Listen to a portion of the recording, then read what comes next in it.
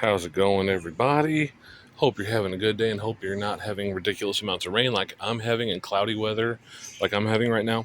But you may remember me talking about in a recent video about how I had problems with these deformed leaves on my tomato plants. As you can see, this one totally messed up, right? Well, this one right next to it, beautiful and perfect.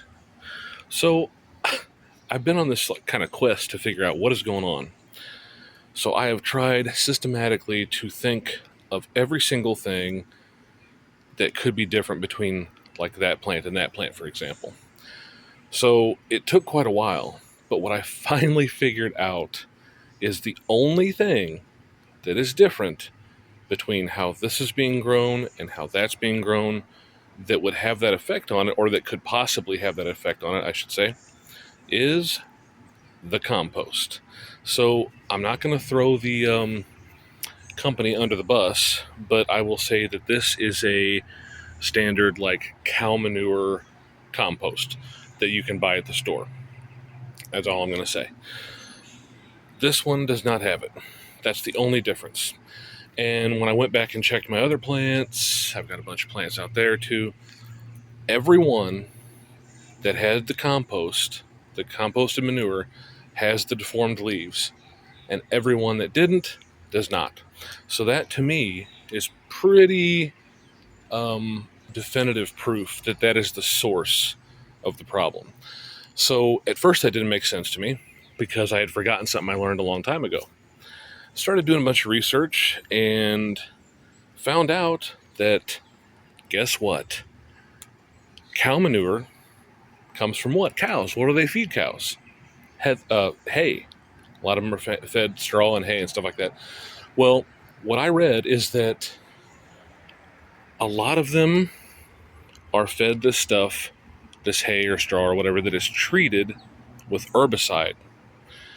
And I started reading all these horror stories of whole gardens being destroyed or killed by herbicide tainted composted manure. So what happens is they, of course, treat the stuff that they feed their cows with herbicide, or somehow it gets on there and they didn't know it, whatever, and the cow eats it, or horse, whatever the source is. And then when they, when nature calls and they do their business, the herbicide is still active. It's still active and working in their manure. So then you put this on your tomato plants, and it's a broadleaf herbicide, and for whatever reason, it seems to affect tomatoes a lot worse than other plants like peppers and zucchini and flowers, cucumbers. I don't know why.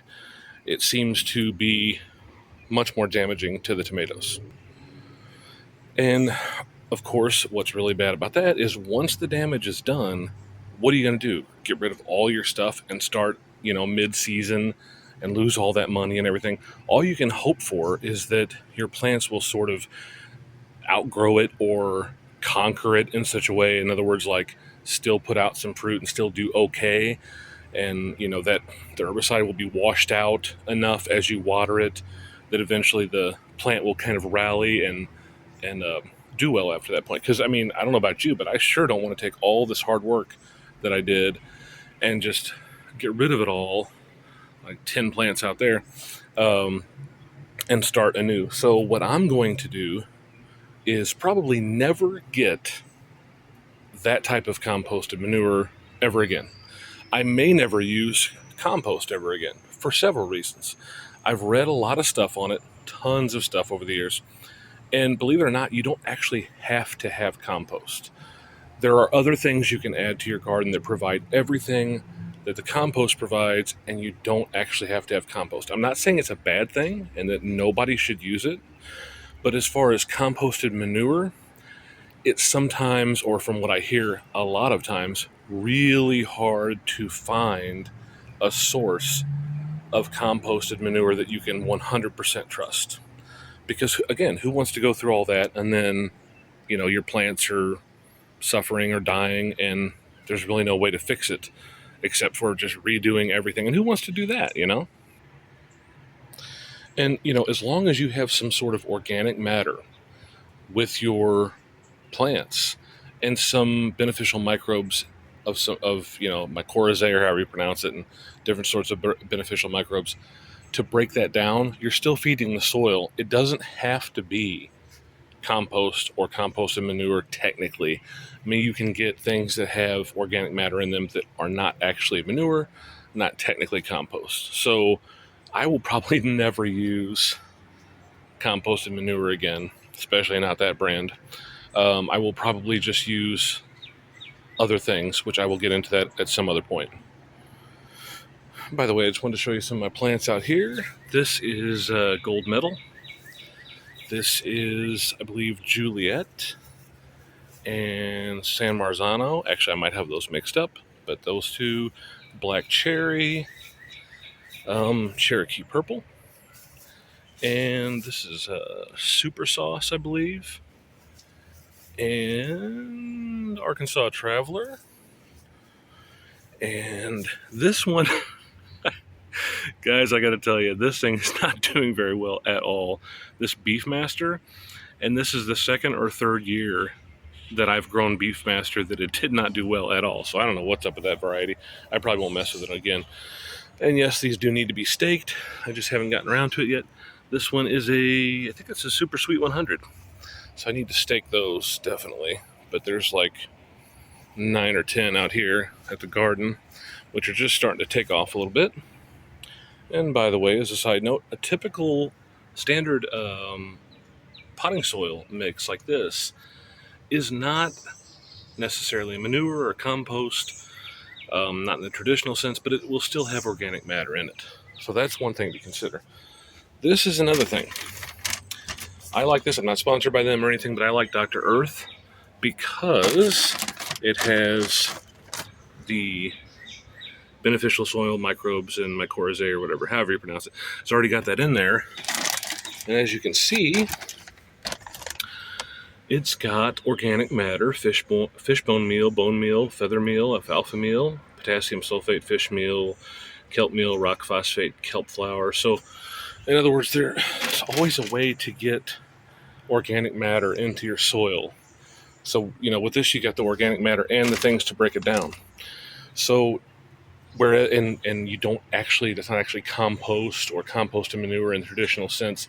So again, there's always other ways to get the same things that compost or composted manure provide to your plants into your soil or into your pots or into your containers for your garden, whatever, without going that route. There's always another way to do it.